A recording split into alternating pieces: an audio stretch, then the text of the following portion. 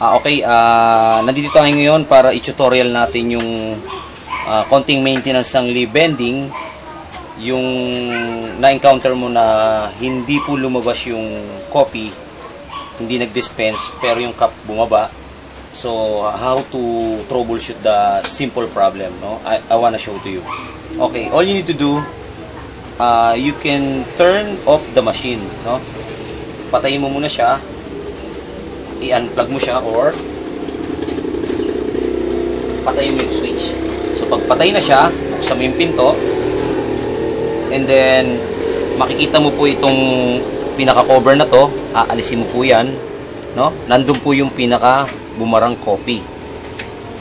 Normally na naman po nangyayari yung ganyan, katagalan, kasi nga po, sa dami po ng bumibili ng copy natin, syempre, dispense po siya ng dispense ng powder, nangyayari, napupunta po rito sa gilid, and then, bumabara na rin po siya katagalan, no?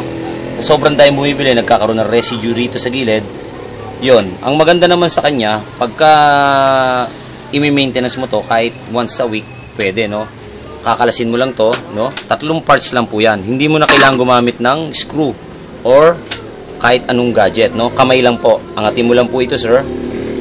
Hilahin mong ganun, no? Always remember, kailangan naka-off po yung machine para maiwasan po yung ibang problema, no? Alangatin lang po, ganyan din po yan. And then, alisin mo po itong hose, no? And then, huhugasan mo po yan, sir, no? I-wash mo siya with soap, then banlawan mo lang maigi para hindi lumasa yung sabon.